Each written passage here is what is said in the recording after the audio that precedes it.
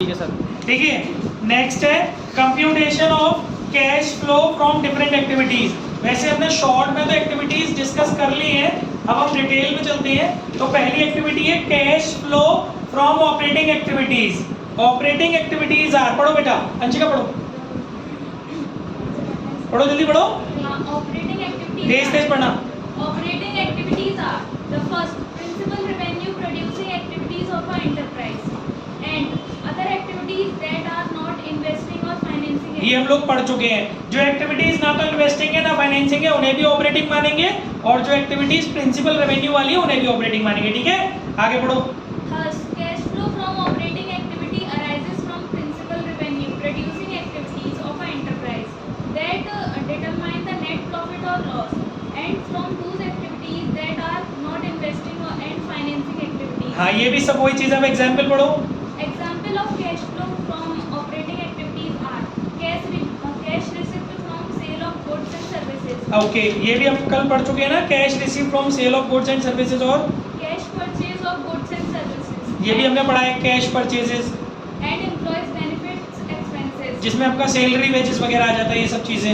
Gain profit on sale of marketable securities. हाँ देखिए, marketable security का बात ध्यान रखिएगा। मार्केटेबल सिक्योरिटीज की सेल परचेज नहीं मानी जाती ऑपरेटिंग, लेकिन अगर उसको बेचने पर गेन होएगा, वो आपका गेन हो रहा है या लॉस हो रहा है, तो वो आपका क्या है, ऑपरेटिंग एक्टिविटी।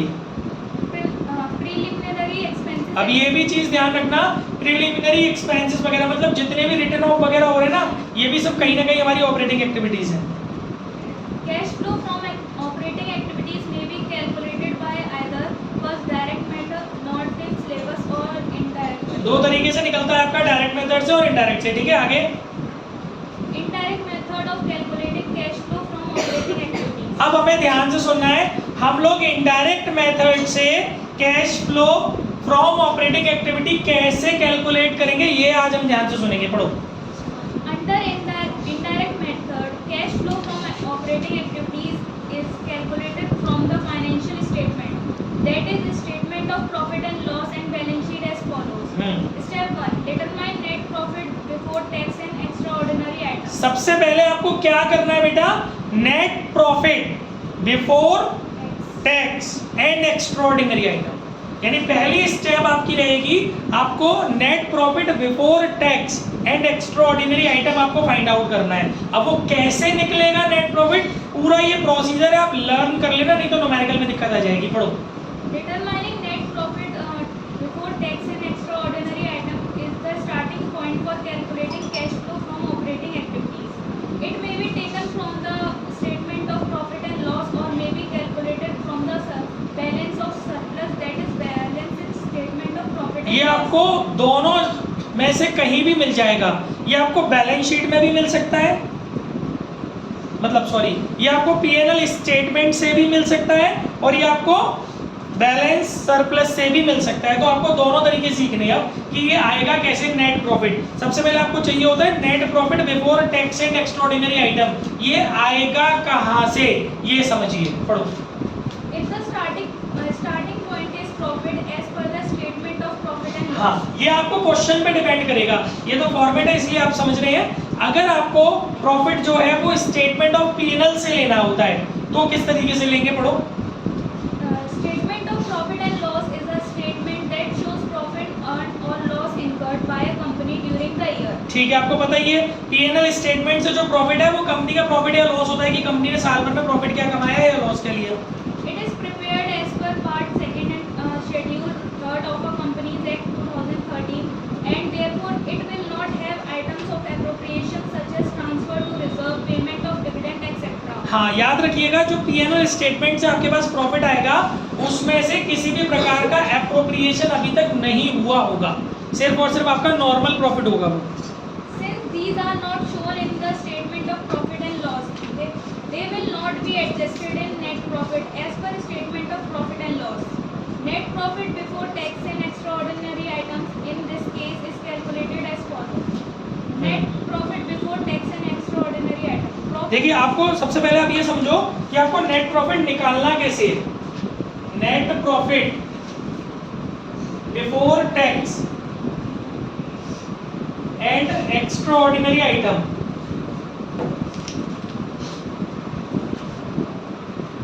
ये आपको कैलकुलेट करना है, ठीक है। तो इसको कैलकुलेट करने के लिए सबसे पहले आपको चाहिए होगा प्रॉफिट आफ्टर टैक्स। जो आपको प्रॉफिट दिया होगा as per statement of PNL.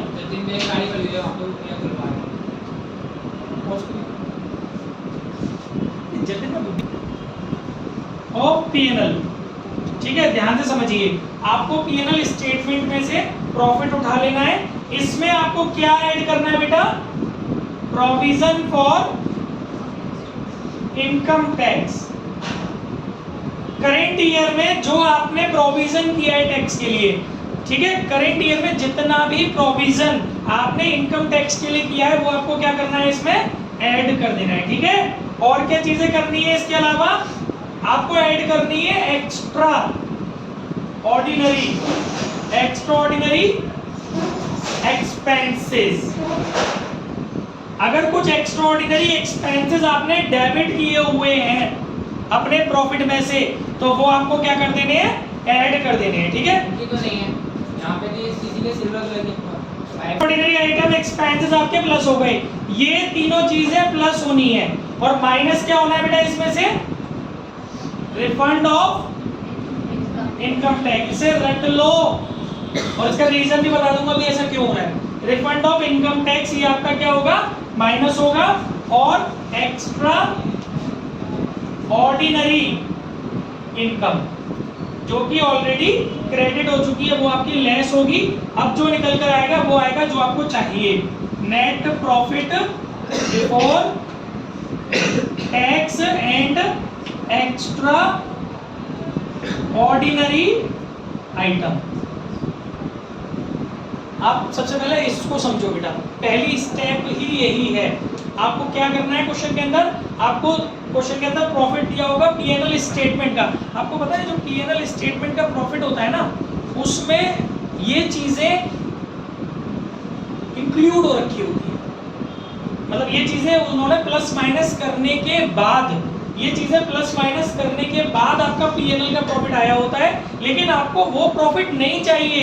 Listen very carefully. Company का जो पीएनएल स्टेटमेंट होता है उसके अंदर बहुत सारी ऐसी बातें हैं जो यहां कैश फ्लो में नहीं चाहिए। मतलब कैश फ्लो में जो प्रॉफिट चाहिए और कंपनी के पीएनएल से जो स्टेटमेंट से जो प्रॉफिट आता है वो दोनों अलग होते हैं। कैश फ्लो में कोई ऐसा प्रॉफिट चाहिए जो केवल और केवल ऑपरेटिंग एक्टिविटी के कारण आएगा। तो इसके लिए आप क्या कर रहे हो? जो नेट प्रॉफिट आपको दिया हुआ है, देखो आपको साफ साफ नजर आ रहा है, थोड़ा सा समझने की कोशिश करो। आपको क्वेश्चन में दिया हुआ net profit before tax and extraordinary item, मतलब ये आपको निकालना है। आपको जो ये वाला प्रॉफिट दिया है ना, ये हमेशा आफ्टर टैक्स होता है जो पीएनएल स्टेटमेंट से आता है, जबकि आपको क्या चाहिए? Before tax. तो आपको क्या करना पड़ेगा? पहले तो जो प्रोविजन किया है टैक्स का करेंट ईयर में वो उसको वापस जोड़ना पड़ेगा। और by chance refund of tax पहले अगर आपने प्लस किया होगा तब आपको क्या करना पड़ेगा? माइनस करना पड़ेगा। मतलब पीएनएल स्टेटमेंट बनाते समय जो काम आपने वहां किए हैं उसके रिवर्स काम यहाँ होते हैं, ठीक है ना। जब आपने वहां टैक्स एक्सपेंसेस की तरह से घटाया होगा तो इसे वापस क्या कर रहे हो? जोड़ रहे हो। वहां आपके पास टैक्स आ गया होगा रिफंड, तो आपने उसे प्लस किया होगा इनकम की तरीके से, यहाँ पे आप उसको क्या कर रहे हो? माइनस कर रहे हो। वहां पर आपने जल्दबाजी में एक्स्ट्राऑर्डिनरी एक्सपेंसेस को माइनस कर लिया होगा, क्योंकि खर्चे क्या करते हैं आप? प्रॉफिट एंड लॉस में से माइनस कर रहे होते हैं ना। तो वहां तो चल रहा होगा धड़मबेल, कोई दिक्कत नहीं है, कर दो सारे एक्स्ट्राऑर्डिनरी क्या फर्म के क्या सब माइनस कर दो। लेकिन यहाँ तो आपको किसी और पर्पस से चाहिए ना, क्योंकि आपको डिफरेंट डिफरेंट एक्टिविटीज के थ्रू काम करना है। तो जब आप अपनी ऑपरेटिंग एक्टिविटी के थ्रू जाना चाहते हो तो क्यों एक्स्ट्राऑर्डिनरी एक्सपेंसेस आपने माइनस किए हुए पीएनएल में से? इस वजह से आप उसको क्या कर रहे हो? वापस प्लस कर रहे हो। और ऐसे ही जब आपने पीएनएल स्टेटमेंट बनाया होगा तो एक्स्ट्राऑर्डिनरी इनकम्स आपने उसमें इन्वॉल्व कर रखी होगी। क्यों कर रखी है भाई एक्स्ट्राऑर्डिनरी इनकम्स इन्वॉल्व? क्योंकि हमें तो चाहिए नहीं ना वो एक्स्ट्राऑर्डिनरी इनकम्स। तो जो इन्वॉल्व कर रखी है एक्स्ट्राऑर्डिनरी इनकम्स उसको मैंने क्या करा है? माइनस करा है। तब मुझे सबसे पहली चीज मिली है, सबसे पहली स्टेप मिली है जिसका नाम है नेट प्रॉफिट, जिसमें से ना तो टैक्स घटा और ना ही किसी प्रकार के एक्स्ट्राऑर्डिनरी आइटम का किसी भी प्रकार का एडजस्टमेंट हुआ है। क्लियर हो गया? ये हमारी क्या आगे बच्चों? स्टेप 1 याद कर लेना। इसके बिना न्यूमेरिकल नहीं होगा, किसी भी सूरत में कोई भी न्यूमेरिकल नहीं होगा। हर न्यूमेरिकल में पहले आपको ये चाहिए। अगर आपके क्वेश्चन में ये चीज निकली नहीं है तो वेल एंड गुड, अदरवाइज आपको निकालनी पड़ेगी। इस तरीके से। This is the step 1। कई सारी स्टेप्स में आपकी पहली एक्टिविटी पूरी होगी, ये पहली स्टेप है, ठीक है। फोटो खींचने की जरूरत मेरे को लगती नहीं होनी चाहिए क्योंकि आपके पास बुक में है ये फॉर्मेट, ठीक है। खींच लो तो फिर खींचो। चलो आगे बढ़ते हैं बेटा, आगे बढ़ो। ये कब है? जब आप किससे जा रहे हो? स्टेटमेंट ऑफ पीएनएल के प्रॉफिट से जा रहे हो, ठीक है। और स्टेटमेंट ऑफ पीएनएल का प्रॉफिट और सरप्लस दोनों में फर्क होता है, आपको समझना पड़ेगा थोड़ा सा कंपनी का पॉइंट ऑफ व्यू। आप यहाँ पर कंपनी के नजरिए से सोच रहे हैं। कंपनी का जो स्टेटमेंट ऑफ पीएनएल होता है और कंपनी का जो सरप्लस होता है, दोनों में जमीन आसमान का फर्क होता है। क्योंकि जो स्टेटमेंट ऑफ पीएनएल आता है ना, उसी में से कंपनी फिर करेंट ईयर में जो करंट ईयर का आपका स्टेटमेंट ऑफ पीएनएल आया है, उस स्टेटमेंट ऑफ पीएनएल में पिछले वाले प्रॉफिट को जोड़ करके कंपनी और करंट ईयर में जितने भी कंपनी को रिजर्व में ट्रांसफर करने हैं, जितने भी कंपनी को प्रोविजंस करने हैं, जितने भी कंपनी को डिविडेंड वगैरह देने हैं, ये सब चीजें माइनस कर देती है कंपनी। तब जो निकल के आता है वो कहलाता है सरप्लस। सरप्लस बाद में बनता है कंपनी के यहाँ, समझ में आ रहा है? प्रॉफिट पहले आता है और उस प्रॉफिट में से कंपनी को कुछ रेक्टिफिकेशंस करने होते हैं, लाइक जितने भी रिजर्व्स हैं, जितने भी फंड्स हैं, जितने भी प्रोविजंस हैं, उन सब के लिए पैसा ट्रांसफर करना होता है, प्लस पिछले वर्ष का जो प्रॉफिट है उसको उसमें जोड़ना होता है। अब जो मिलके बनता है वो क्या कहलाता है? आपका सरप्लस। तो आपको अपनी टिमटिनी खोल के देखना पड़ेगा कि आपको क्वेश्चन में स्टेटमेंट ऑफ पीएनएल दिया हुआ है या सरप्लस दिया हुआ है। अगर आपको स्टेटमेंट ऑफ पीएनएल दिया हुआ है तो net profit before tax and extraordinary item निकालने के लिए ये स्टेटमेंट फॉलो करना है। लेकिन अगर क्वेश्चन के अंदर क्या दिया हुआ है? सरप्लस दिया हुआ है, तो आपको ये वाला फॉर्मेट फॉलो नहीं करना, कोई दूसरा ही फॉर्मेट फॉलो करना है। अब हम उस फॉर्मेट को पढ़ेंगे।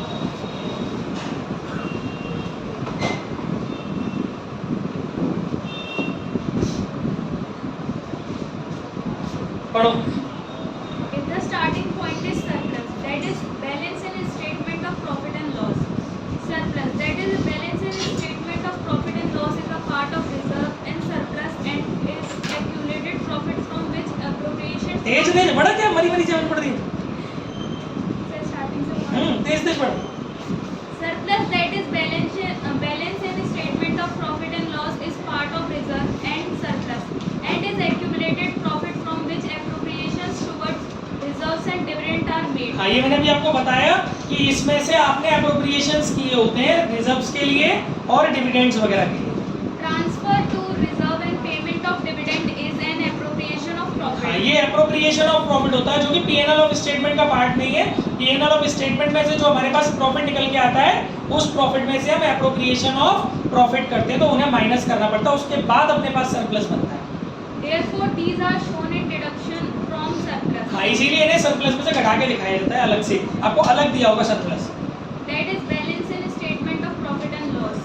हाँ। Net profit before tax and extraordinary item in this case is calculated as follows. हाँ, अब आप अपनी बुक में देखिए, अगर आपको सरप्लस दिया हुआ है, उस कंडीशन में आपको सरप्लस से net profit before tax and extraordinary item कैसे कैलकुलेट करना है, इसी में समझा दे रहा हूँ। देखिए सब लोग बुक में अड़ोस पड़ोस एडजस्ट कर लेना। सबसे पहले आपको क्या चाहिए? पढ़ो। Difference between closing balance and opening balance yes, of surplus. देखिए प्यारे बच्चों, अगर आपको सरप्लस दिया होगा तो आपको 2 ईयर के, प्रीवियस ईयर के और करेंट ईयर के, 2 ईयर्स के सरप्लस के बैलेंसेस या प्रॉफिट के बैलेंसेस दिए होंगे। जब केवल एक ही प्रॉफिट दिया हुआ है तो वो आपका प्रॉफिट एज पर पीएनएल माना जाता है। लेकिन अगर आपको क्वेश्चन के अंदर पीएनएल एप्रोप्रिएशन मतलब पीएनएल स्टेटमेंट के दो बैलेंसेस दिए हुए हैं, तो समझ जाओ कि आपको सरप्लस के बैलेंसेस दिए हुए हैं। तो आपको उस कंडीशन में क्या करना है बच्चों? सबसे पहले आपको डिफरेंस करना है दोनों सरप्लस के बीच का।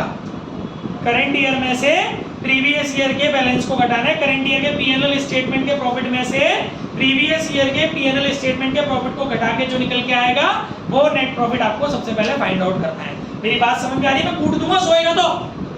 नहीं नहीं नहीं, नटेर रहा है, मुझे नींद आ जाएगी। मुझे अभी रात तक पढ़ाना है 10 बजे तक। देखिए आपको 2 ईयर के पीएनएल स्टेटमेंट्स दिए होंगे। आपको करंट ईयर के पीएनएल स्टेटमेंट में से प्रीवियस ईयर का पीएनएल स्टेटमेंट माइनस करना है, जो निकल के आएगा वही नेट प्रॉफिट होगा। ध्यान से सुनना, नहीं तो न्यूमेरिकल तुमसे होने नहीं है इस चैप्टर की, अगर तुमने मेरे एक एक वर्ड को ध्यान से नहीं सुना। और डिविडेंड फाइनल और प्रपोज पेड इसमें वो सारी चीजें एडेड बैक करनी पड़ेंगी जो चीजें आपने सरप्लस बनाते समय लेस की हैं।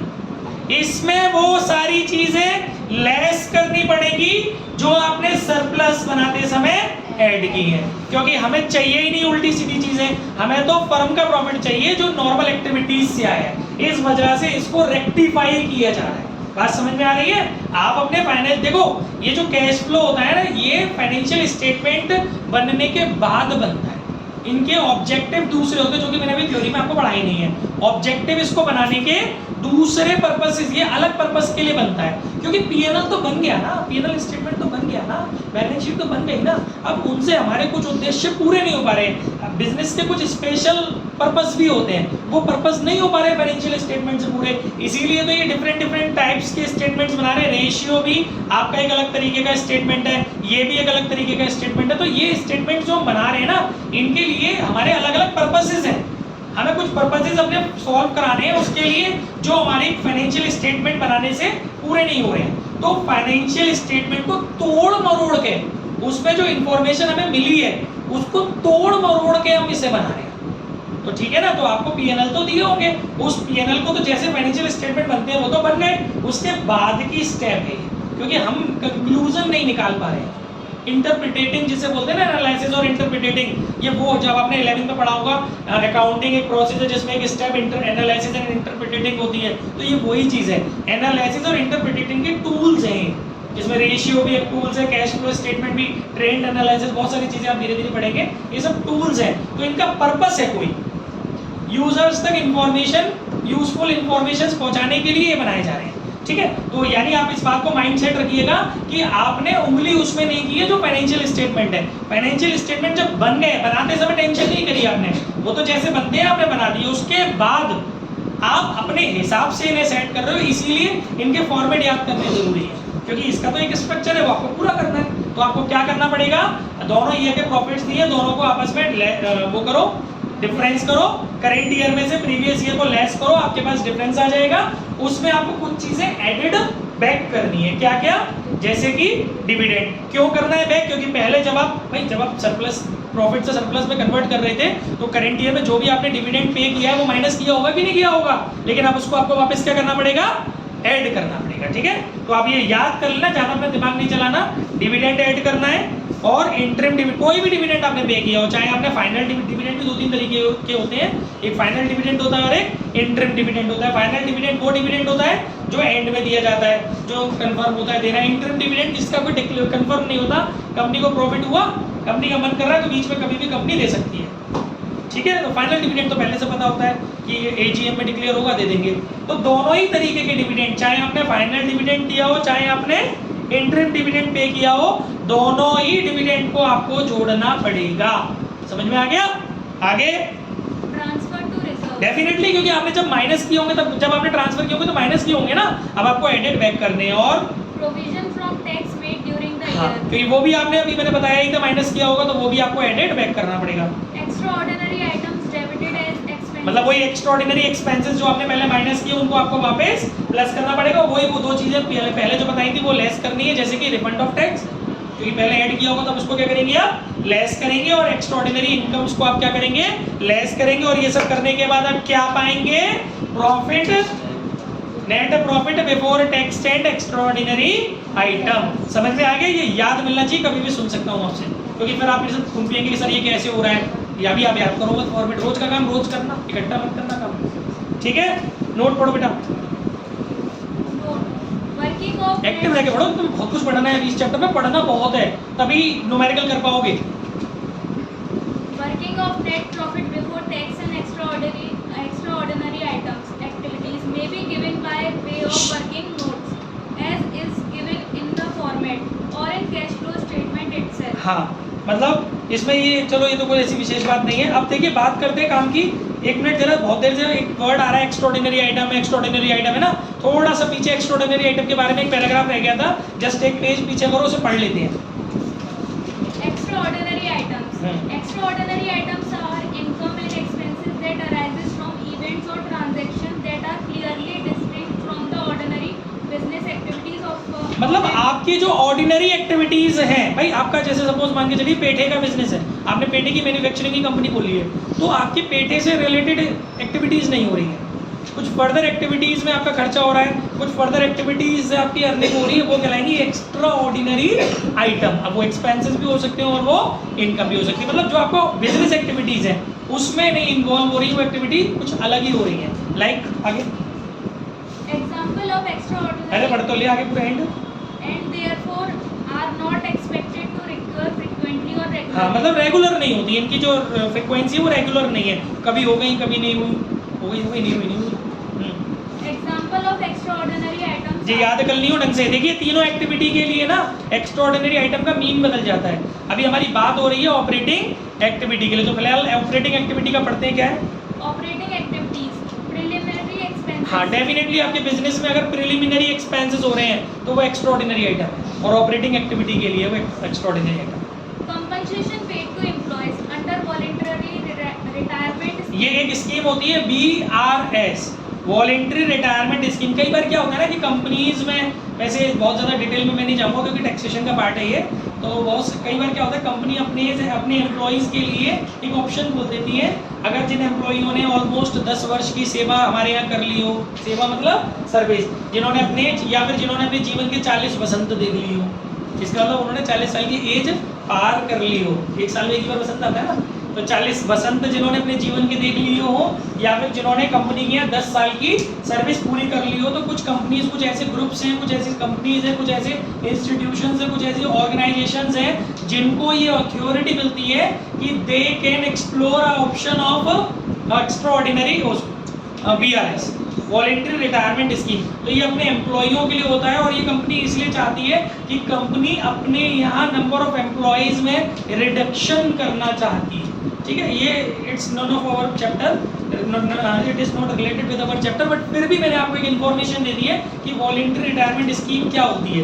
एक ऐसी स्कीम है जो हर कोई नहीं ओपन कर सकता अपनी कंपनी में, कुछ ही लोगों को, वो पर्टिकुलर उसका सेक्शन है उसमें लिखा होगा किस तरह के ग्रुप्स को ये परमिशन मिलती है इस ऑप्शन को ओपन करने की, और कुछ कंडीशंस भी है। 10 साल जीवन के पूरे, 10 साल सर्विसेज पूरी हो गई हो एटलीस्ट उस कंपनी को, उस बंदे की जिसके लिए कंपनी ऑप्शन खोल रही है, या 40 साल की उस बंदे की एटलीस्ट एज हो चुकी हो, भले ही 10 साल कंपनी में उसके पूरे नहीं हुए पर उसकी एज एटलीस्ट 40 क्रॉस कर गई हो। और दूसरा, कंपनी ऑप्शन खोलती क्यों है, सिर्फ इसलिए खोलती है ताकि कंपनी ये चाहती है कि नंबर ऑफ एम्प्लॉइज में रिडक्शन हो जाए, लेकिन इसका मतलब ये नहीं है कि कंपनी उसको हटाने के बाद उस बंदे को, किसी और बंदे को उस पोस्ट पर रखेगी, बल्कि कंपनी उस पोस्ट को ही नेस्ते नाबूद कर देगी। जैसे GM मतलब RM है मान ले, रीजनल मैनेजर है ये बंदा, ये बंदी रीजनल मैनेजर की पोस्ट पर थी मेरे यहाँ, अब इसको मैंने हटाया कि तुम बहन जी एक काम करो, BRS का ऑप्शन ले लो, निकल जाओ मेरी कंपनी में से, इनको कंपनसेट कर दिया मैंने, भाई देना तो पड़ेगा, ऐसे बीच मजेदार में छोड़ेंगे तो, क्योंकि जो परमानेंट एम्प्लॉई है 10 साल पूरे 40 साल का पसंद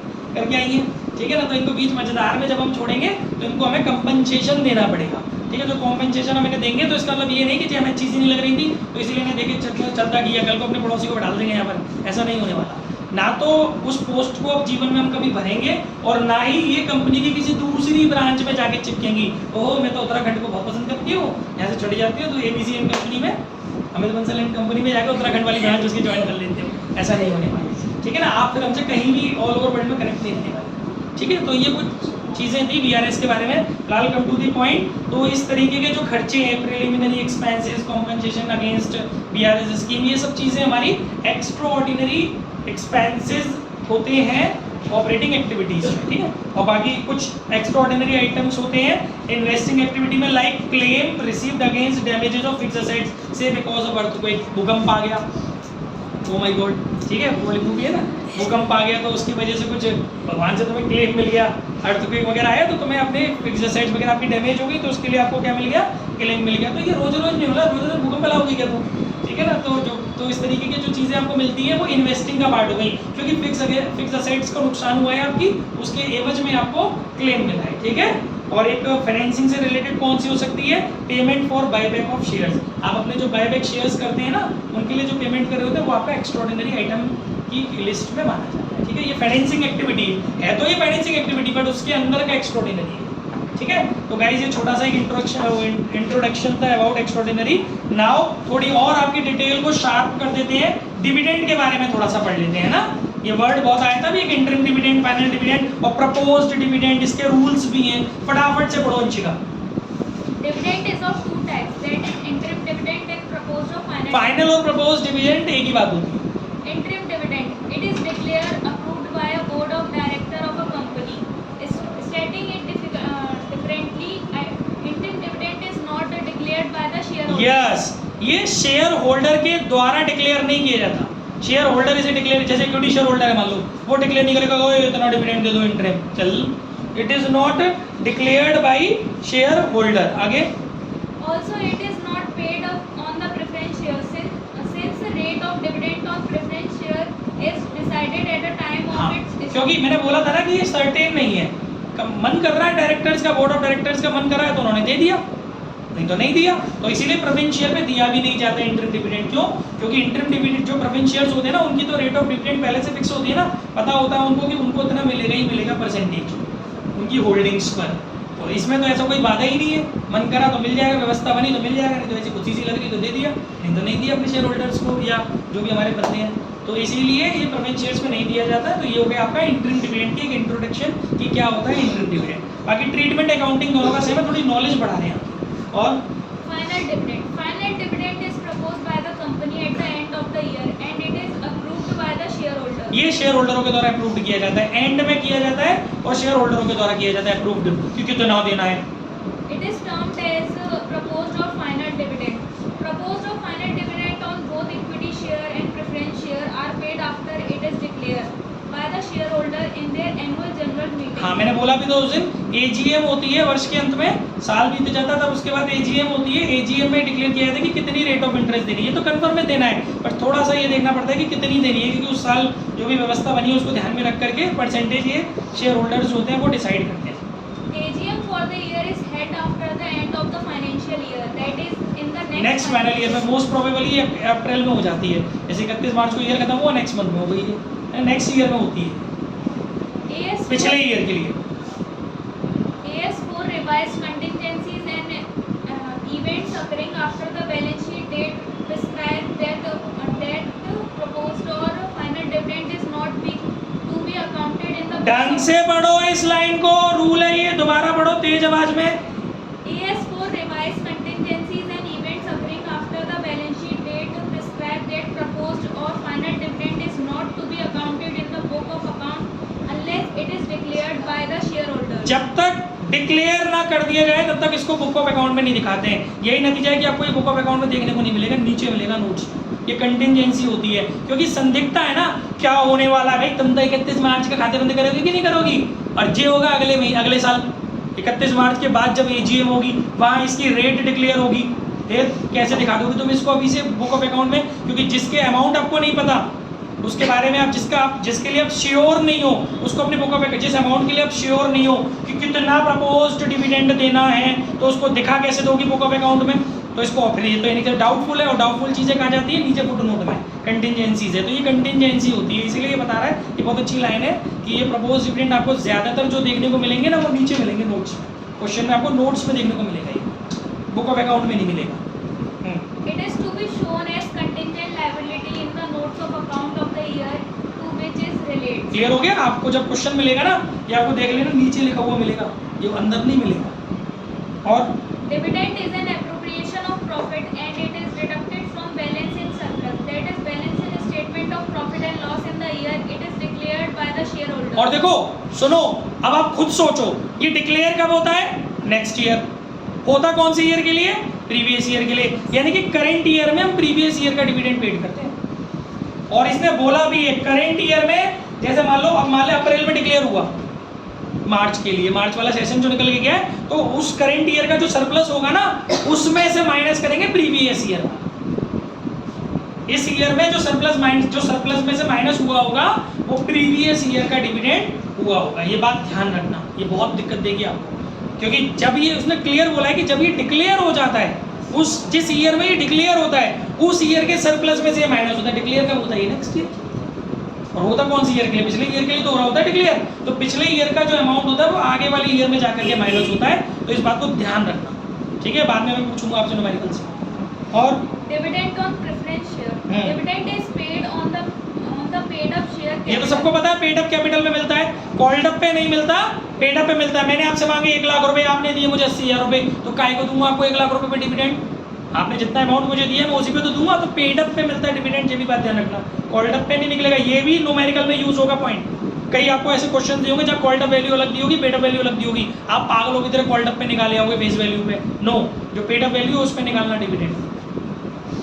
It is paid on the preference share if dividend interim or final it is paid on the equity share. मतलब प्रेफरेंस शेयर पे क्या कह रहा है, it is paid on the preference shares, is paid on the, Paid on the preference share if dividend is paid on. समझ में नहीं आया क्या मतलब इसका, it is paid on the preference shares, क्या मतलब है इसका बच्चों?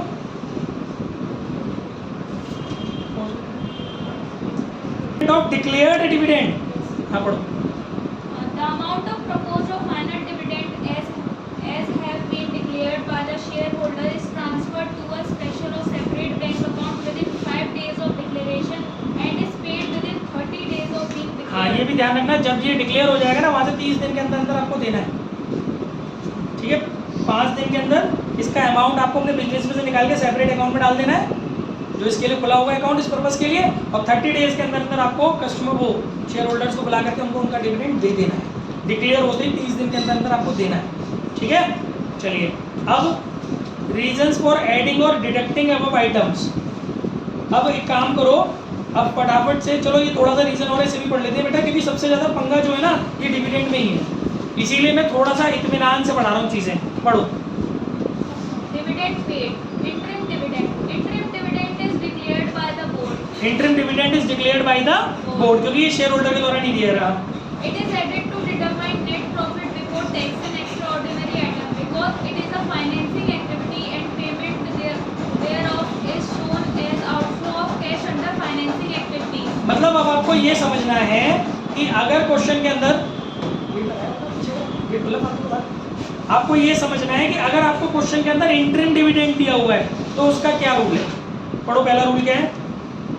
Add interim dividend to the current year's profit under cash flow from operating activity. सबसे पहले तो आप इंटरिम डिविडेंड को ऐड कर दीजिए, वो अभी आपने करा ना इंटरिम डिविडेंड पेड, अभी आपको बताया था सरप्लस से जब आप वो बना रहे थे net profit before tax and extraordinary item, वहां आप इंटरिम डिविडेंड पेड ऐड कर रहे थे नहीं कर रहे थे? एक तो आपको इंटरिम डिविडेंड पेड कर देना है, Show it as cash used outflow in cash flow from financing activity. और आपको कल भी मैंने बताया था फाइनेंसिंग एक्टिविटी होती है ना कि डिविडेंड पेड करते हैं जब आप, तो ये दो जगह जाएगा। एक तो कहाँ जाएगा, ये net profit before tax and extraordinary item की कैलकुलेशन करते समय जोड़ दिया जाएगा, और दूसरा फाइनेंसिंग एक्टिविटी में आपको शो करना है इंटरिम डिविडेंड पेड। आपको नीचे एडजस्टमेंट में दिया होगा, ये दो जगह आपको इसको डालना है, ठीक है। याद रखिएगा इंटरिम डिविडेंड का ट्रांजैक्शन आपको दो जगह करना है। आगे Proposed or final dividend. अब आपको प्रपोज डिविडेंड का ट्रीटमेंट सीखना है कि कैसे इसको दिखाना है कैश फ्लो के अंदर। In the current year, proposed dividend of previous year will be declared by shareholder in their annual general meeting because the meeting will be held after the end of the financial year. अब इस बात को देखो, इसने example से भी समझाया bro. For example, the company has proposed final dividend of 10 lakh for the year ended 31st March 2020. मतलब कंपनी ने अपने दिमाग में प्रपोज डिविडेंड रखा हुआ है कितना, 10 लाख रुपए। कौन सी डेट को, 31 मार्च 2020 को। कंपनी को ऐसा लगता है कि 10 लाख रुपए का डिविडेंड प्रपोज होना चाहिए बेटा, मतलब फाइनल डिविडेंड जो होना चाहिए वो 10 लाख रुपए होना चाहिए। अब ये डिसाइड तो एजीएम करेगा ना। आगे Annual general meeting to approve the final dividend will be held in the year ending 31st March 2021. लो साहब, एक साल बाद हो रही है एजीएम की, 31 मार्च 2021 को हो रही है। फिर After which it will be accounted in the books. उसके बाद ही इसको बुक में दिखा पाएंगे। Thus, proposed dividend for the year ended 31st March 2020 will be approved by the shareholder and also accounted in the year ending 31st March 2021. और इसको दिखाएंगे कहाँ पर आप, 31 मार्च 2021 की अकाउंटिंग में। मतलब जब आप कैश फ्लो बना रहे होंगे ना 31 मार्च 2021 का, उस वाले कैश फ्लो में इसकी अकाउंटिंग करेंगे। समझ गए? क्योंकि आपने 31 मार्च 2020 को भले ही आपका डिक्लेयर हो, आपका प्रपोज्ड हो गया डिविडेंड, पर अभी उन्होंने डिक्लेयर नहीं किया ना एजीएम वालों ने, तो आपको इसकी अकाउंटिंग 31 मार्च 2021 में करनी पड़ेगी। या ऐसे समझो जब आप अपने फाइनेंशियल स्टेटमेंट बनाओगे तो 31 मार्च 2021 का जो फाइनेंशियल स्टेटमेंट आप बना रहे होगे ना, इस चैप्टर में नहीं, इससे पहले वाले चैप्टर में जब आपने बनाया होगा, तो वहां पर जो डिविडेंड आप दिखा रहे होते हैं ना, सरप्लस में से माइनस कर रहे होते हैं, वो कौन से ईयर का होता है? 31 मार्च 2020 का। समझ गए? 31 मार्च 2021 में जो डिविडेंड आप माइनस कर रहे हो प्रॉफिट में से, वो कौन सा डिविडेंड है? 31 मार्च 2020 का। क्योंकि 31 मार्च 2020 को जो डिविडेंड प्रपोज्ड हुआ था वो तो फुटनोट के नीचे बाहर गया, बैलेंस शीट के बाहर। 31 मार्च 2021 में जब आप आए, जब उसमें एजीएम हो चुकी, तो उसमें उसकी अकाउंटिंग होगी 2020 वाले डिविडेंड, ठीक है? फिर उसके बाद उसको तोड़ मरोड़ के कैश फ्लो में लाना है। Dividend proposed by the director for current year is shown in the notes of account as contingent और फिर 31 मार्च 2021 का जो प्रपोज्ड होगा वो फिर उस ईयर की बैलेंस शीट में बाहर फुटनोट के होगा, क्योंकि वो 2022 में जाएगा ना फिर आगे।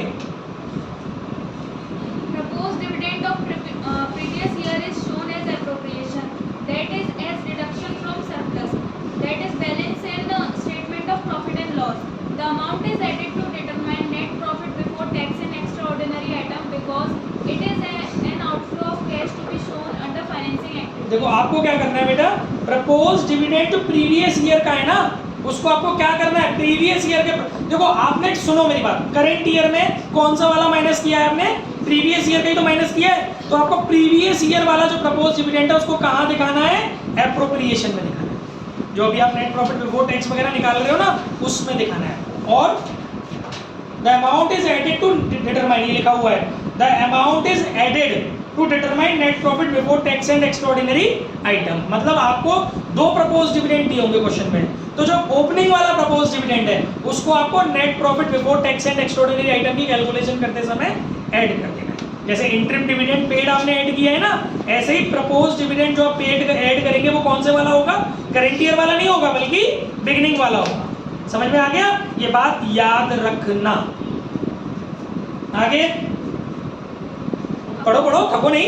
Accounting for क्योंकि बेटा मैं ये अगर आपको बिना पढ़ाई कराते चलता ना तो आपको बहुत प्रॉब्लम्स आएंगी न्यूमेरिकल में। अब आपने एटलीस्ट एक दिन भले ही हमारा गया, पर मैंने आपका एक बेस बना दिया। जब मैं न्यूमेरिकल कराऊंगा तो कुछ तो क्लिक करेगा आपको माइंड में कि कुछ तो पढ़ लिया ना, बातें नहीं।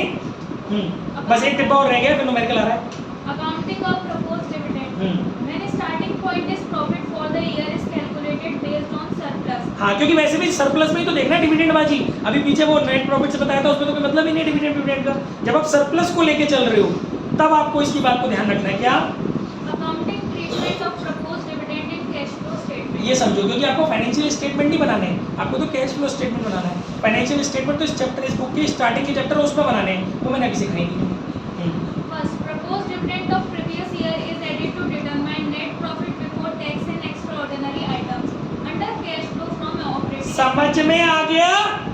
आप जब net profit before tax and extraordinary item निकालोगे, उसके अंदर प्रीवियस ईयर, आपको 2 ईयर की बैलेंस शीट दी होती है कैश फ्लो के अंदर, पिछले साल की और करंट ईयर की। तो प्रीवियस ईयर का जो प्रोविजन फॉर टैक्स है वो आप प्रपोज्ड डिविडेंड है, प्रीवियस ईयर का जो प्रपोज्ड डिविडेंड है उसको आप कहाँ पे ऐड करोगे?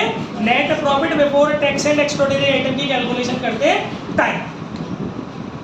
Second, proposed dividend of previous year is shown as outflow of cash assuming that the shareholders have approved that proposed dividend as was recommended. हाँ, वो तो इन्फॉर्मेशन है। Third, no effect is given to proposed dividend for the current year as it is not accounted in the books of current year के propose dividend को छोड़ देना। और क्या बोला था? Propose dividend of previous year is also shown as outflow of cash, और इसको कैश का आउटफ्लो भी मानना है आपको। यानी ये वाला डिविडेंड आपका जो है ना, वो आपको वहां भी दिखाना है। इसमें किसमें डिविडेंड पेड किसमें दिखाते हो? Financing activity. करंट ईयर वाले डिविडेंड को छोड़ दो, क्योंकि करंट ईयर वाला डिविडेंड तो भी डिक्लेयर नहीं हुआ ना। अब जो करंट ईयर में प्रपोज्ड हुआ है वो तो डिक्लेयर हुआ नहीं, वो तो अगले साल जाएगा। यानी जो कांड करना है प्रीवियस ईयर के साथ ही करना है, ठीक है? चलो अब क्या रह गया? एक नोट और रह गया। unless stated otherwise. हाँ, ये लाइन ध्यान से पढ़ना। Unless stated otherwise, it is presumed that the dividend proposed for the previous year has been declared at the AGM is the current year at the proposed amount and has also been paid यही माना जाता है कि current year में previous year वाला declare हुआ और paid भी कर दिया गया है। ऐसा नहीं है कि आपने पेड नहीं किया, क्योंकि रिस्ट्रिक्शन है ना 30 डेज में आपको पे कर देना है, आपने पे भी कर दिया। ठीक है, अब फटाफट से 1 मिनट के अंदर इसका एक न्यूमेरिकल समझे। अब देखो जितनी हमने रामायण पढ़ी है ना, उतनी रामायण पर एग्जाम्पल 17 तक की कहानी है,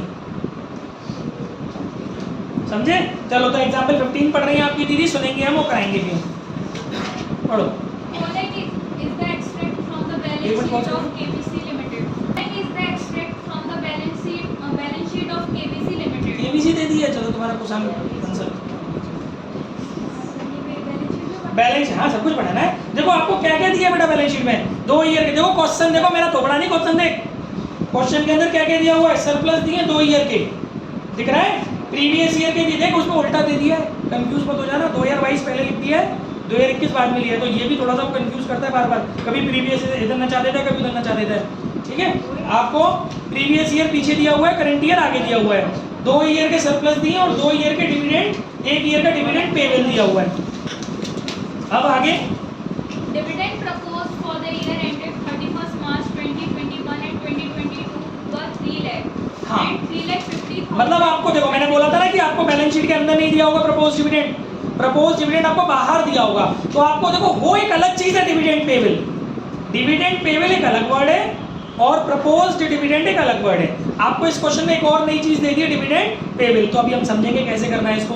आपको प्रपोज्ड डिविडेंड दिए हुए हैं, आपको सरप्लस दिए हुए हैं और आपको डिविडेंड पेबल दिया हुआ है। करंट ईयर में कितना आउटस्टैंडिंग है, मतलब कितना डिविडेंड देना बाकी है। जो प्रपोज्ड किया गया है उसमें से, वैसे तो विदाउट एनी इन्फॉर्मेशन हम ये मानते, अभी पढ़ा था ना कि जब कुछ नहीं लिखा होता ये मानते कि जितना प्रपोज्ड हुआ है वही के वही हमने पेड कर दिया है। लेकिन अगर इन्फॉर्मेशन दे दी तो कैसे मान लोगे, तो वही चीज है इसमें आउटस्टैंडिंग भी दिया है कि थोड़ा बहुत उसमें से देना भी बाकी रह गया है। ठीक है ना, पढ़ो। Prepare the note to show net profit before tax and extraordinary item for the year ended. इसमें क्या करना है, net profit before tax and extraordinary item निकालना है।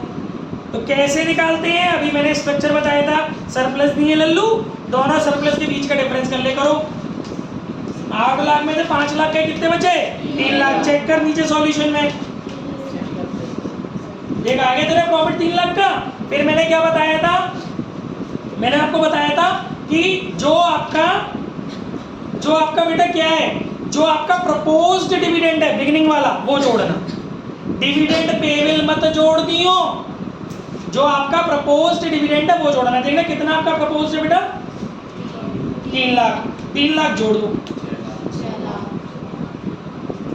6 लाख हो गया। आगे बात समझ में। बाकी वो पेबल वेबल है वो बाद की बातें हैं, क्योंकि ये जो पेबल बाजी है ना, ये नेट प्रॉफिट है before tax and extraordinary item से कनेक्टेड नहीं है। आगे भी तो बढ़ेगा सवाल, ये तो बहुत बड़ा सवाल है। तो केवल एक स्टेप सीखिए, ये पहली स्टेप है, ये यहाँ से क्वेश्चन शुरू होगा। हर क्वेश्चन में पहली लाइन है, ये तुम इतनी देर से पढ़ रहे हो। ऐसी अभी 20-25 लाइन है, तब जाके एक क्वेश्चन बनेगा। बुक का सबसे बड़ा चैप्टर है, सबसे बढ़िया चैप्टर है, शानदार। तो अभी आप पहली लाइन के लिए इतनी देर से, इतने दिनों से फाइट कर रहे हो। ठीक है, तो आई होप चीजें समझ में आ गई होंगी। चलो और क्या रह गया, एग्जाम्पल 16 पढ़ो अब।